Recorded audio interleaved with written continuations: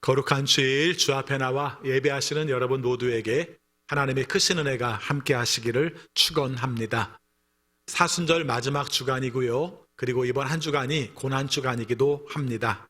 그래서 오늘은 주일이 종려 주일이기도 하고 고난 주일이기도 합니다. 여러분이 잘 아시는 것처럼 이번 한 주간이 예수님의 마지막 한 주간을 기억하는 날들이죠. 그래서 오늘은 예수님께서 십자가에 지시기 위해서 예루살렘 성에 입성하시는 날입니다. 그 외에 여러 가지 사건들이 그 안에 있고 목요일 날 저녁에 예수님의 제자들과 최후의 만찬을 합니다. 그리고 겟세마네 동산에 기도하러 가셨고요. 그곳에서 붙잡히시고 그 밤에 재판을 받으시고 그 다음날 아침부터 우리가 십자가의 길을 향해서 걸어가십니다. 그래서 오늘 종려주일 설교를 할 수도 있고 고난주일 설교를 할 수도 있는데 우리가 겪고 있는 코로나19 상황 속에서 고난과 관련된 말씀을 함께 묵상하는 게 좋겠다 생각해서 오늘 본문의 말씀으로 함께 말씀을 나눕니다. 지금도 말씀을 드렸습니다마는 사실 금년 한 해의 사순절은 좀 특별한 의미를 갖게 됩니다. 평생 생각해봐도 금년 같은 사순절이 아마 없을 겁니다. 아무것도 없었으면 좋겠어요. 사순절이 시작될 때 이미 코로나19가 시작이 되었는데 사순절이 시작되자마자 교회 예배를 못 드리게 됐습니다. 그래서 사순절 첫째 주일부터 사순절 다섯째 주일까지 다 예배를 교회에서 못 드렸죠. 이런 일들이 우리가 생겼습니다. 우리나라에 아마 그때쯤 사순절에 시작되는 2월 26일쯤에서 확진자가 1000명 정도가 됐었고요. 그 당시에는 그것도 굉장히 충격적으로 많은 인원이라 고민을 했던 그런 시점이었는데 여러분이 아시는 것처럼 이번 주에 10,000명이 넘어버렸고요. 그리고 아마 오늘까지 전 세계의 확진자로 따진다면 110만 명 정도가 확진자가 되고 아마 사망자도 6만 명 정도가 될 것으로 그렇게 보고 있습니다. 코로나19 그리고 사순절 이게 맞물려서 가고 있는 정황 속에서 우리가 참 많은 생각들을 하고 많은 질문들을 하게 되죠. 이게 도대체 왜 그럴까? 무엇 때문에 그럴까? 어떻게 해야 될 것인가? 그런데 사실은 답이 별로 없다는 거죠. 가장 힘든 게 그거죠. 어떻게 하면 될 것이라는 생각이 먹혀 들어가는 게 아니라 답이 없다는 거예요. 이런 상황 속에서 사순절이 끝나가는 마당에 우리는 어떻게 해야 될 것인가라는 그런 생각을 합니다. 이번 기간 중에 한 주간 전에 영국의 신학자인 톰 라이트라는 사람이 타임즈에다가 기고를 했어요. 근데 기독교적 입장 속에서 이것을 뭐라고 해야 되는가 그렇게 말했는데 그 사람은 단적으로 말했습니다. 기독교가 말해줄 수 있는 게 별로 없다 그렇게 말했어요. 신학자인데 근데 그 말의 의미를 들어보니까 굉장히 일리 있는 면들이 있어요. 이분이 이런 얘기를 시작합니다. 보통 기독교는 관습에 따라서 사순절 기간이 되면 절제를 하든지 뭔가 좀 즐거운 일들을 하지 않으려고 했다는 것이죠. 그래서 금식을 하기도 하고 영화관에 안 가기도 하고 또 유흥을 안 하기도 하고 캐톨릭 사람들은 전부 다 그보다 심해서 고기를 안 먹기도 하고 술을 안 먹기도 하고 이런 절기로 지켜왔다는 것입니다. 그 내용이 예수님의 고난에 함께 동참하는 것이고 우리가 주님을 닮아갈 수 있는 사람들을 위해서 노력하는 그래서 고난을 우리가 좀 해보는 그런 시간들로 삼았다는 것입니다. 근데 이분이 이 말을 이렇게 말합니다. 지금까지 우리가 해왔던 사순절은 코로나19 앞에서 어린아이의 장난처럼 돼버리고 말았다 이렇게 표현을 합니다. 그게 잘못됐다는 게 아니라 의미 없다는 게 아니라 우리가 현실적으로 직접 고난을 겪다 보니까 고난을 흉내냈던 거에 불과했더라는 거죠. 그렇죠? 그래서 뭔가 그렇게 한번 해보겠다는 것에 불과했더라는 거죠. 그 말이 굉장히 와 닿았어요. 그래서 오늘 우리의 삶 가운데 고난의 훈련들이 의미 없는 건 아니지만 실은 진짜 고난이 왔을 때 그 고난으로 말미암아 우리가 그것을 잘 감당하면서 연단되고 훈련한다면 이거보다 더 중요한 게 어디 있겠는가 이런 생각을 해봅니다. 여러분 실제적으로 앞으로도 우리가 그 코로나19로 말미암아 겪어야 될 문제들은 굉장히 많을 수 있습니다. 한국이 그래도 굉장히 잘해서 우리가 100명 선에서 지금 왔다 갔다 더 줄었으면 좋겠는데 아직 그러지는 못하고 잘 잡혀가고 있는 편에 속하죠. 처음에는 그냥 수익권 위에 있었는데 지금은 15등, 16등 정도로 떨어졌어요. 이 내용을 보면은 스위스 같은 나라는 인구가 700만, 800만 밖에 안 되는데 우리보다 지금 확진자가 더 많아서 몇만 명이 되는 상태로 1만 몇천 명이 되는 상태로 가고 있어서 우리가 다행이다 싶기도 하지만 또 반대로 우리가 역풍이 불어서 다시 어떻게 움직일지 모르는 그런 불안감들을 가지고 있습니다. 사업하시는 분들은 굉장히 힘들어요. 제가 지난 수요일 날 갑자기 그냥 이거라도 좀 해보겠다. 이번 제가 사순절 기간 동안에 코로나19 상황 속에서 제일 힘들었던 게 뭐냐면 할 수 있는 게 별로 없더라고요. 목사 입장 속에서 할 수 있는 게 별로 없더라고요. 이걸 굉장히 저는 힘들게 여겼어요. 그래서 그런 생각을 하다가 이거라도 해봐야겠다 싶어서 한 15가정 정도 그냥 사업하는 집들을 제가 그냥 잠깐 방문했습니다. 또 이런 상황에서 오래 있을 수도 없어서 그냥 가서 잠깐 기도하고 얼른 나오고 이렇게 해서 하루에 그냥 그렇게 좀 다니는데 느끼는 것이 현실적으로 굉장히 많이 어려워요. 그래서 실제적으로 그 이야기를 하는데 그 기도를 하는데 눈물이 핑 도는 분들이 몇 분 계셨어요. 제가 이 말씀을 드리면서 우리가 더 불안해하자, 더 위험하다 이런 말을 하려고 하는 게 아니라 어떻게 우리가 극복해야 될 것인가, 이 질문 앞에서 우리가 참 많은 생각들을 해야 되겠지만 이것이 헛되지 않을 수 있도록 내 삶 가운데 주시는 의미가 어떤 것인지 살필 수 있도록 헤아리는 것들도 필요하지 않겠는가 하는 것입니다. 오늘 마침 본문의 말씀이 그런 말씀이에요. 예수님께서 십자가에 죽으시는, 그리고 본문 자체로 보면은 이미 십자가에 매달려 있는 상태에서 오늘 말씀이 등장을 하고 있어요. 여기 말씀에 보니까 예수님께서 십자가에 달려서 우리가 낮 12시부터 오후 3시까지의 시간이 어둠이었다고 말합니다. 깜깜했다고 말을 해요. 빛이 하나도 없었다고 말을 합니다. 그냥 그랬으니까 그랬다라고 말할 수도 있겠지만 이것이 우리에게 주는 의미가 상당히 커요. 다른 때는 별로 느끼지 못했는데 코로나19 상황이 되고 보니까 이 말씀이 주는 의미가 굉장히 와 닿아요. 여러분, 빛은 하나님과 연결이 돼요. 그래서 우리의 삶 가운데 함께 하시는 의미들을 찾을 수 있어요. 근데 깜깜하였다, 어둠이었다라고 말하는 것은 빛이 범접하지 못하는 세상이에요. 하나님의 은혜를 경험하지 못하는 세상이에요. 아까 톰 라이트가 얘기했던 것처럼 우리가 여기에 대해서 뭐라고 쉽게 말할 수 있는 부분이 아니라는 거죠. 그래서 그런 가운데 모든 것이 깜깜하게 된 상태를 표현을 해주고 있는 것입니다. 여러분, 실질적으로 그 내용 가운데에서 많은 사람들이 해석도 합니다. 혹시 일식? 이렇게 말하기도 하는데 구약의 절기는 의외로 그 음력과 비슷한 부분이 있어서 6월절의 절기는 보름달과 관련되는 시기라서 그 낮에 일식이 있을 수는 없다고 합니다.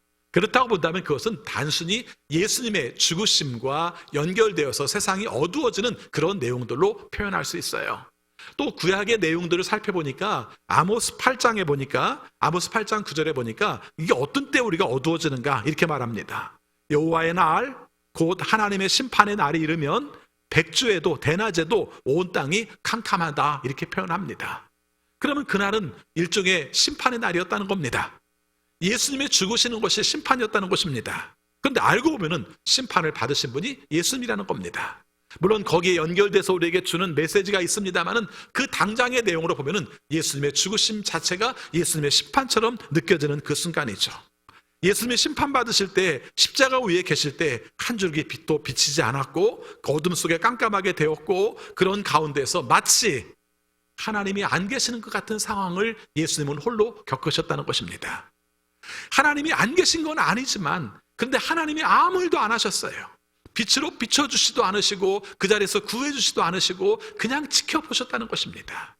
이 의미가 우리의 삶 속에 무척 힘들게 느껴지는 순간들이 많아요. 하나님이 능력이 많으시고 하나님께서 은혜로 함께 하시는 것을 알지만 우리의 삶 속에서도 어떤 순간 속에서는 하나님께서 아무 대답도 안 하시는 순간이 있다는 것입니다. 지금도 그렇지 않습니까? 그렇죠? 코로나19의 상황 속에서 하나님이 아무 대답도 안 하는 이런 상황들을 우리가 경험하고 있지 않느냐 하는 것입니다. 더군다나 예수님께서 말씀하십니다. 엘리 엘리 라마 사박다니, 외치는 말이잖아요. 외치는 말. 엘리 엘리 라이 사박다니. 다른 사람이 들을 때도 뭐야? 지금 엘리야를 부리는 거야? 뭐 이렇게 말할 정도로 이 말의 의미를 잘 알아듣지 못했어요. 고통 가운데서 외치는 외마디 소리. 엘리 엘리 라마 사박다니. 나의 하나님 어찌하여 나를 버리십니까? 이 말을 달리 말한다면 하나님은 어디 계세요? 라고 말하는 메시지가 바로 오늘 말씀이라는 것입니다. 우리 기독교 신앙은 뭔가 자꾸 답해주려고 하는 합리주의적인 경향이 있어요. 그래서 어떤 고난의 문제가 생겼을 때도 거기에 대해서 답을 하려고 해요. 코로나19가 발생했을 때도 어떤 분들은 거기에 대해서 이렇게 해석을 하기도 했습니다. 이거 죄 때문에 그래. 특별히 왜 중국에서 그럴까? 왜 하필 우한이야? 이렇게 말하면서 거기에 대해서 답을 달고 싶어하는 분들이 많았습니다. 들리는 말에 의하니까 뭐 중국 자체가 공산주의가라서 기독교에 대해서 우호적이지는 않습니다. 근데 그 중에서도 종교 탄압이 심한 곳이 뭐 우한이었었다 이런 얘기가 있어요. 그래서 그곳에서 그 종교적 탄압을 역할을 감당했던 그 지역에서 그와 같은 일들이 발생했고 그 죽은 사람들도 사실은 거기서 많이 발생을 했다 이렇게 얘기를 합니다. 또 이런 문제들이 확장되어서 유럽이나 그 다음에 미국으로 퍼지게 되니까 많은 사람들이 또 해석을 합니다. 뭐라고 해석합니까? 동성애가 성한 곳이라 하나님께서 심판해서 그렇다 이렇게 말을 합니다. 해석을 붙이려면 얼마든지 다 가능해요. 우리나라에도 이 문제가 생겼는데 제일 많이 영향을 받은 사람들이 신천지였잖아요. 그러니까 사람들이 말합니다. 그 봐라, 신천지가 심판받고 있다. 신천지가 잘못한 것이 많으니까, 사람들을 잘못된 길로 인도하니까 하나님께서 심판하셨다 이렇게 말을 했습니다. 자, 갖다 붙이면 다 되죠. 그런데 그 다음에는 교회가 닫잖아요. 그 문제도 우리가 차별을 해가지고 걔네들은 좀 이상한 거야 이렇게 말하고 싶어 해요. 그러나 알고 보면 꼭 그렇게만 말할 수 없는 요소가 있죠. 또 그 다음에 이런 생각을 합니다. 가진 사람들이, 부유한 나라들이 부강한 입장 속에서 하나님이 원하시는 길과 멀게 가고 있기 때문에 그들이 심판을 당해 라고 말하고 있지만, 이제 보시기 바랍니다. 지금 고통을 당하는 나라들은 의료적인 혜택이 없는 나라들이 많아지고 앞으로 점점 퍼질 나라들이 아프리카와 동남아시아로 가게 되면 그때는 대책 없이 속수무책으로 무너질 것이라고 보게 됩니다. 제가 이 말씀을 드리는 것은 때로는 어떤 경우에는 아무 대답도 할 수 없는 상황이 있다는 거예요. 저는 오히려 이 상황이 뭐라고 해석하고 뭐라고 답을 내려주고 이래서 그렇다고 말하기보다는 오히려 우리의 삶 가운데서 하나님 왜 아무 말씀도 안 하세요? 왜 하나님 침묵하고 계세요? 라고 외치는 게 차라리 낫다는 겁니다. 그리고 우리의 삶 속에 또 한 가지 생각할 게 있습니다. 기독교인들은 또 우리가 합리적으로 설명하는 것도 있지만 또 한 가지는 굉장히 낙관주의가 있어요. 그래서 그렇게 말합니다. 괜찮아, 다 좋아질 거야, 이런 생각 갖지 않습니까? 또 우리가 때에 따라서는 전도서의 말씀을 인용하면서 이 또한 지나가리라 이렇게 말을 해요. 지나가겠죠. 또 좋아지겠죠. 그러나 생각해보면 지금 현실적인 삶 가운데서는 어느 부분 속에서 좋아질지, 언제부터 좋아질지 아무도 모릅니다. 그렇죠? 아까도 그런 말씀을 드렸습니다마는 저도 굉장히 갈등을 했어요. 교회에서 드린 예배를 드릴 때 쉽게 결정한 게 아니라 굉장히 고민을 했어요. 근데 이것이 오래 갈 수밖에 없겠더라고요. 그렇죠? 오래 갈 수밖에 없겠더라고요. 그렇다고 본다면 3개월도 4개월도 그냥 지연될 수도 있겠더라고요. 그래서 그것은 좀 아니다 싶어서 예배를 드리고, 그러다가 좀 힘들어지면 다시 못 드리더라도 예배를 드리겠다면 좋겠다는 마음을 갖게 됐는데, 여러분, 이 상황 속에서 무조건 좋아질 것이라고 말하지 못하는 이 현실 가운데서 우리가 어떻게 할 것인가 하는 겁니다. 저는 이 말씀이 엘리 엘리 라마 사박단이라고 말하는 현실과 같이 연결해서 봤으면 좋겠어요. 오늘 이 말씀을 나오는 배경이 여러분 아시다시피 예수님께서 혼자만 이 말씀을 하신 게 아니라 구약 성경에 이 말씀이 나와요. 시편 22편 1절과 2절 말씀에 보면 다윗이 이미 이 상황 속에서 하나님께 외쳤어요. 그래서 그 말씀을 보면 이렇게 말합니다. 나의 하나님, 나의 하나님, 어찌하여 나를 버리셨나이까? 똑같아요. 어찌 나를 멀리하여 돕지 아니하십니까? 왜 내 신음소리를 듣지 않으세요? 내 하나님, 내가 낮에도 부르짖고 밤에도 잠잠하지 않고 외쳤는데 왜 응답하지 않으세요? 라고 말하고 있다는 것입니다. 저는 이 상황이 예수님이 그러셨던 상황 속에서 우리가 똑같은 이 상황을 해석을 한다면 저는 이렇게 말씀드리고 싶어요. 기독교적인 합리주의로 뭔가 대답을 하려고도 하지 말고, 기독교적인 낙관적으로 좋아질 거야라고 말하지도 말고, 우리가 함께 호소하고 싶은 것은 애통하자고 말씀을 드리고 싶어요. 여러분, 애통이, 이 탄식이 언제 이루어지는 줄 아세요? 내 뜻대로 안 될 때 이루어지는 거예요. 시편 150편이에요. 전체가 150편인데 이 시편 150편 중에 탄식으로 외친 시가 반이 3분의 1이에요. 3분의 1. 그렇죠? 3분의 1 정도가 탄식의 시예요. 그러면서 어떤 분이 이것을 재밌게 해석했더라고요.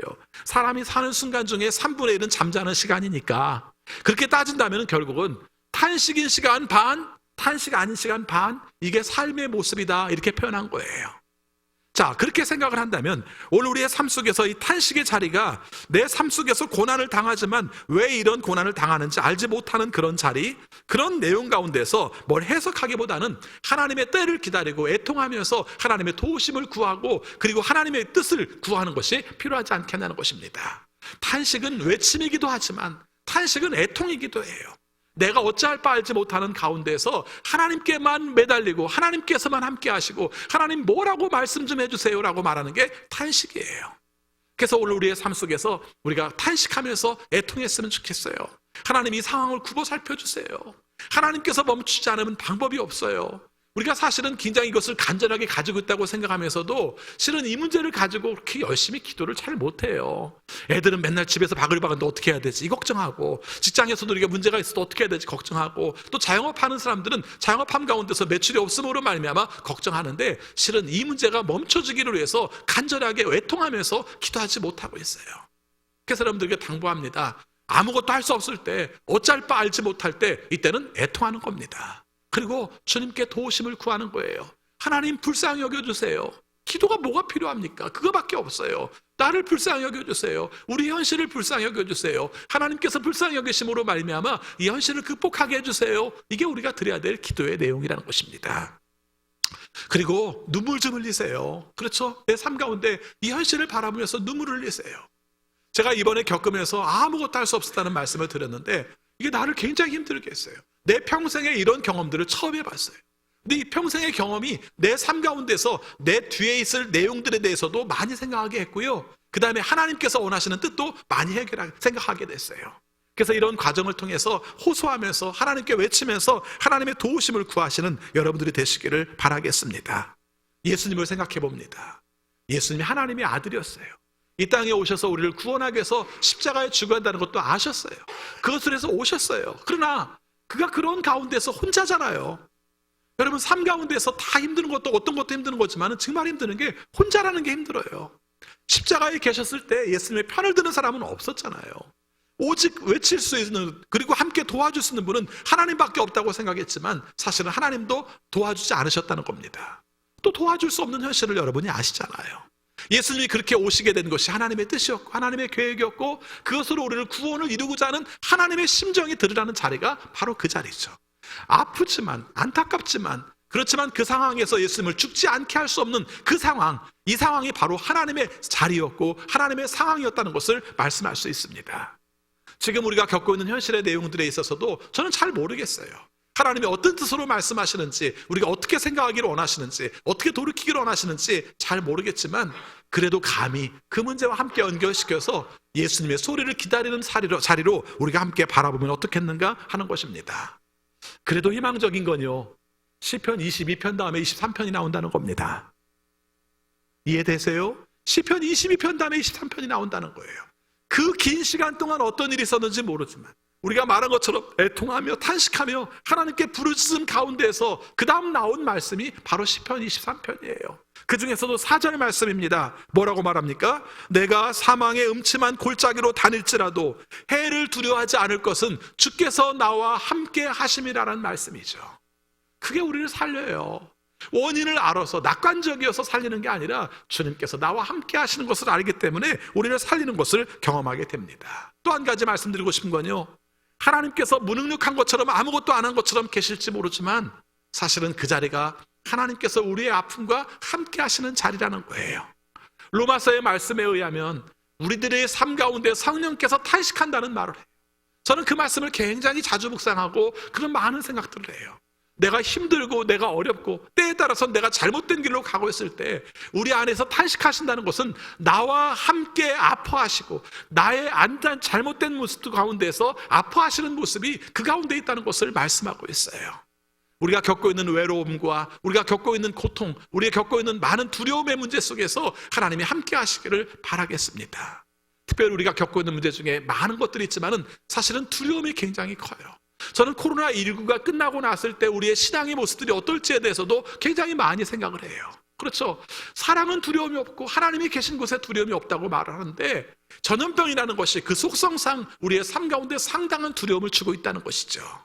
이걸 우리의 마음속에서 함께 새기면서 여러분이 스스로 두려움 없도록 하십시오, 두려워하지 마세요, 이게 아니라 하나님께 긍휼히 여기심을 구함으로 하나님 앞에서 우리가 이 문제들을 극복할 수 있는 여러분들이 되시기를 바라겠습니다. 오늘 말씀에 보면은 예수님께서 죽으셨고요, 죽으신 가운데 두 가지 현상이 나타났다고 얘기를 해요. 자, 우리 함께 보겠습니다.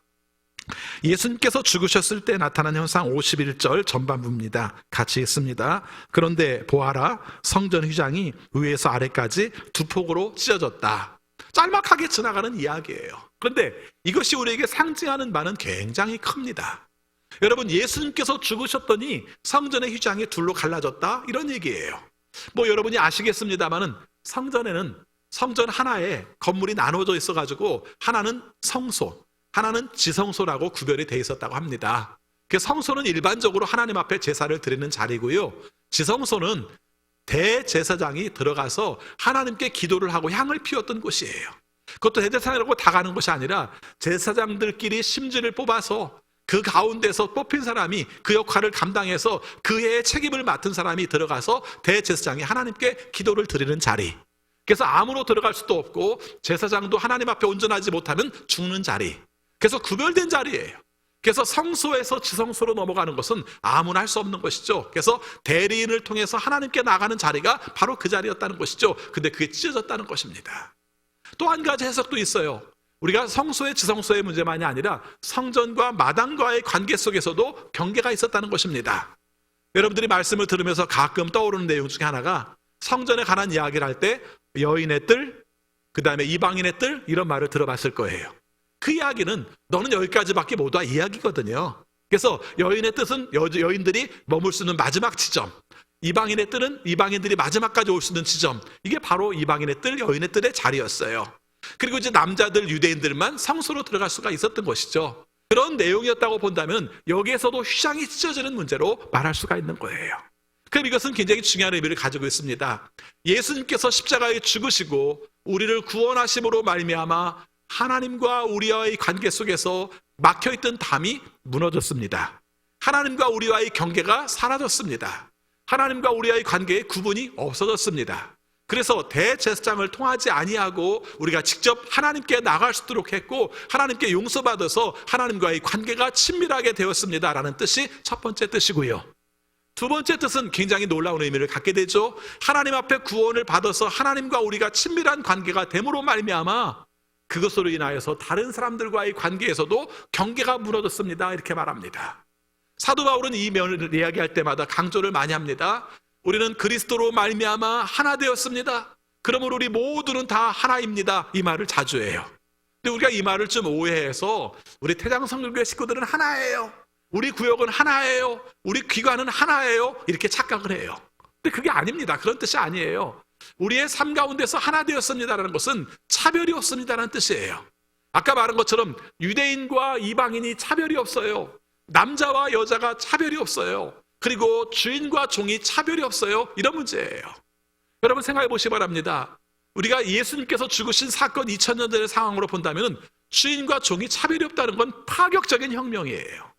그렇죠. 모든 것이 노예에 의해서 움직이는 세상 속에서 교회 안에 함께 머물러 있는데 그들이 주인과 종을 차별하지 않았다는 거예요. 그 성경의 말씀에 보면 골로새서에서 그런 내용이 나오는데 종들이여 주인에게 충성하라 이런 말들이 나와요. 그래서 어떤 사람들은 그 말을 오해해서 하는 말이 이렇게 말하는 것이죠. 굉장히 이게 차별적이야. 사도 바울의 차별적인지 모르겠어 이렇게 말을 해요. 근데 해석을 해보면 그게 아니에요. 오히려 어떤 뜻이 되냐면은 너무 차별이 없다 보니까 교회에 와서 주인과 종의 관계 속에서 우리가 문제가 생기는 거예요. 오히려 집에 돌아갔을 때 주인은 주인의 몫을 감당하고 그 다음에 종은 종의 몫을 감당해야 되는데 갑자기 이제 바뀐 거죠. 우리 다 형제 아니야? 이렇게 말을 한 거예요. 그러니까 네가 나한테 그럴 필요가 있겠어. 내가 좀 일 좀 안 하더라도 네가 좀 대충 이해하고 넘어가? 이렇게 말을 한 거예요. 그러니까 사실은 신분의 관계이기도 하지만 집에 가면 이것이 직장 관계이기도 하잖아요. 그렇죠. 주인과 종의 관계 속에서 그럴 만큼 그 당시 속에서 파격적으로도 우리가 모든 관계들이 차별 없는 관계가 되었다는 것이죠. 그래서 오늘 이 말씀을 통해서 한 가지 꼭 강조하고 싶은 게 있습니다. 예수 그리스도께서 죽으심으로 말미암아 가장 중요한 것은 하나님과 우리와의 관계 속에서 간격이 사라졌습니다. 그 사이에서 우리가 차별이 없어졌습니다. 하나님과 우리 관계 속에서 온전한 관계가 되어서 예수님으로 말미암아 친밀한 관계가 되었습니다라는 말씀과 더불어 그 다음 강조하는 것은 사람과의 관계 속에서 차별이 없다는 것이 하나님께서 우리에게 주신 메시지라는 것입니다. 전염병은요 어느 시대든지 간에 그 문제로 말미암아 사람들을 차별하는 문제가 늘 있었어요. 그리고 언제나 희생양을 삼으려고 했어요. 그래서 큰 복잡한 문제들을 작은 약한 사람들에게 다 뒤집어 씌움으로 말미암아 그 문제가 우리가 사람들이 거기에다가 공격함으로 말미암아 해소하려는 경향들이 원래 있어요. 일본 사람들만 그랬던 게 아니라 서양에서도 그런 일들은 얼마나 많았는지 모르고 그때마다 희생양들이 있었어요. 우리도 그런 경향이 있어요. 어떤 문제가 생길 때문에 누구 때문에 그래 이렇게 말을 해요. 우리 그러지 말고요. 하나님께 도우심을 구하고 하나님 앞에서 이 문제가 해결될 수 있도록 하자는 것입니다.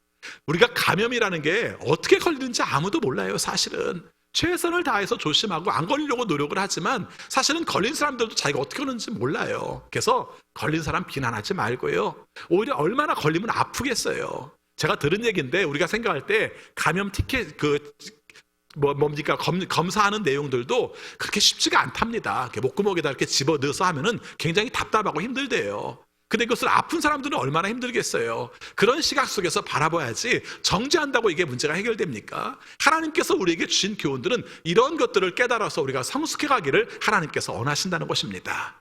마지막 한 가지 현상이 또 하나 나타났어요. 51절 말씀, 52절, 53절까지 보겠습니다. 51절 중간에 그리고부터 보겠습니다. 그리고 땅이 흔들리고 바위가 갈라지고 무덤이 열리고 잠자던 많은 성도의 몸이 살아났다. 그리고 그들은 예수께서 부활하신 뒤에 무덤에서 나와 거룩한 도성에 들어가서 많은 사람에게 나타났다. 이렇게 말씀을 하고 있습니다. 여러분 이 이야기를 들을 때 이거 어떻게 생각을 해야 되지? 말씀을 이런 생각이 들어요. 예수님이 죽으시고 부활하셔서 그리고 다시 재림하셨을 때 이런 일이 일어났다고 말하면 우리는 쉽게 아멘할 수가 있는데 예수님께서 있으셨을 그때 예수님께서 죽으시고 부활하셨을 때 많은 땅들이 흔들리고 바위가 흔들리고 거기서 죽은 사람들이 부활하여 나타났다 하는 이야기를 들을 때 어떻게 받아들일지 고민이에요.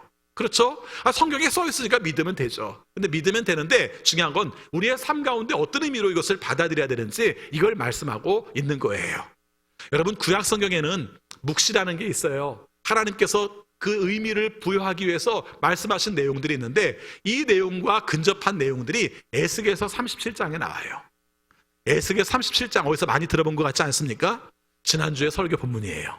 그렇죠? 에스겔 37장 11절부터 13절까지 말씀해 보면은 이런 말이 나옵니다. 또 내게 말씀하시기를 인자야 이 뼈들은 이스라엘 온 족속이라. 그들이 이르기를 우리의 뼈들이 말랐고 우리의 소망이 없어졌으니 우리는 다 멸절되었다 한다. 기억나시죠? 지난주에 말씀 내용입니다. 그랬더니 그 뒤에 예수님께서 말씀하십니다. 그러므로 너는 대언하여라. 그들에게 말하여라. 하나님께서 이같이 말씀하시기를 내 백성들아 이 대목을 잘 들으시 바랍니다. 내가 너희 무덤을 열고 너희로 거기에서 나오게 하고 이스라엘 땅으로 들어가게 하리라. 지금 예수님께서 죽으시고 부활하셨을 때 나타났던 현상과 지금 에스겔서 37장 12절에서 말한 내용과 똑같아요. 그리고 13절입니다. 내 백성들아 내가 너희 무덤을 열고 너희로 거기에서 나오게 한즉 너희가 내가 하나님인 줄을 알게 될 것이다. 이렇게 말씀을 하신 거예요. 자, 그 다음에 한 군데 더 보겠습니다. 이사야서 26장을 보면은 그렇게 말합니다. 주의 죽은 자들은 살아나고 그들의 시체들은 일어날 것이다. 티끌에 누운 자들아 너희는 깨어 노래하라. 주의 이슬은 빛난 이슬이니 땅이 죽은 자들을 내놓으리로다. 이렇게 말씀을 합니다. 정리해서 말씀드릴게요. 예수 그리스도께서 죽으시고 부활하심으로 말미암아 새로운 역사가 이루어진다는 것입니다. 그것을 전문적인 용어로 하나님 나라가 시작되었다는 것입니다. 예수님의 죽으시고 부활하심으로 말미암아 죽은 자 같은 우리의 삶들이 깨어나고 그로 말미암아 하나님이 원하시는 것을 추구하는 사람들이 되었다는 것을 말씀하고 있습니다. 신앙이란 우리의 삶 속에 주님이 죽으심으로 우리를 구원하신 것을 깨닫고 우리도 죽음으로 말미암아 하나님 앞에 새로운 삶을 살아서 생명력 있는 삶을 살아서 그것으로 말미암아 하나님이 원하시는 나라를 이루면서 살아가는 겁니다. 코로나19 상황도 마찬가지입니다. 우리의 삶 속에 죽을 것 같은 세상, 정말 불안하고 두려운 죽을 것 같은 세상, 죽음의 세력이 넘실거리는 이 세상 속에서 주님께서 우리를 죽게 하심으로 말미암아 여기에 우리가 그것을 감당하게 하심으로 말미암아 하나님이 원하시는 생명의 능력을 경험하는 것이 우리의 삶 속에 주시는 은혜입니다. 기독교는 역설이잖아요. 어떻게 죽었는데 우리를 구원합니까? 근데 그렇게 했잖아요. 예수님께서 죽으심으로 말미암아 우리를 구원하셨잖아요. 오늘 우리의 삶 가운데서도 여러분들이 어떤 희생을, 여러분들이 어떤 헌신을 갑자기 할 수 있는 것은 아니지만 이 시대가 주는 아픔과 어려움들을 여러분의 몫으로 가지고 함께 기도하면서 하나님께 호소하면서 애통하면서 탄식할 때 생명으로 역사하시는 은혜도 경험할 수 있고요. 이 세상을 바라보는 긍정적인 하나님의 나라를 이루기 위한 과정 속에서의 놀라운 역사인 줄을 알 수도 있고요. 이것이 우리를 살리는 역사가 될 줄을 믿습니다. 언제나 고난이 고난으로만 끝나면 안 돼요. 고난이 우리의 삶을 찌들게 해서는 안 돼요. 고난이 우리의 삶 속에 주시는 의미를 깨달아서 생명력 있는 것으로 환원시킬 수 있어서 하나님이 원하시는 새로운 모습으로 설 수 있을 때 이게 하나님의 놀라운 은혜를 경험하는 것인 줄 압니다. 코로나19를 통해서 주시는 하나님의 놀라운 은혜를 경험하는 우리 모두가 되시기를 축원합니다. 기도하겠습니다. 아버지 하나님, 저희들을 사랑하셔서 예수 그리스도께서 십자가에 죽으시고 우리를 구원하신 줄 알고 저희들이 감사를 드립니다. 오늘 예수님께서 십자가에 죽으시는 장면에서 우리가 이해할 수 없고 받아들이기 어려운 장면들이 있었습니다. 마땅히 죽으실 줄을 알았지만 엘리 엘리 라마 사박다니 외쳤던 예수님의 심정을 저희들이 함께 묵상했습니다. 생각해보면 홀로 겪어야 되는 아픔의 자리에, 생각해보면 하나님께서 그곳에 함께 하지 못하고 그냥 바라보시면서 아들 예수 그리스도가 죽는 길을 갈 수 있도록 지켜보셨던 내용들을 함께 생각했습니다. 그리고 우리 자신을 보았습니다. 현실적으로 어렵고 또 어려워서 어떻게 될지 알지 못하는 그 순간 우리가 하나님께 외쳐 부르기를 하나님은 어디 계세요? 하나님 지금 어떻게 계시는 거예요? 라고 말씀하시는 그 순간 속에서도 우리의 아픔을 함께 아파하시며 기다리시며 우리가 그것 가운데서 깨닫게 하셔서 하나님이 원하시는 모습으로 오게 하시는 줄을 믿습니다. 이것을 깨달아 코로나19를 통해서 주시는 은혜를 경험하게 하시고 애통할 수 있는 기회에 애통할 수 있게 하셔서 하나님의 은혜로 살아갈 수 있도록 인도하여 주옵소서. 뿐만 아니라 우리의 삶 가운데 이 상황이 범죄하지 않게 하여 주옵소서. 특별히 차별하지 않게 하시고 혐오하지 않게 하시고 미워하지 않게 하시고 우리가 함께 끌어안고 함께 더불어 살아갈 수밖에 없는 우리가 인류 공동체인 것을 알아서 하나님 앞에 인류를 위해서 회개하고 기도할 수 있는 우리 모두가 되게 하여 주옵소서. 예수 그리스도 이름으로 기도하옵나이다. 아멘.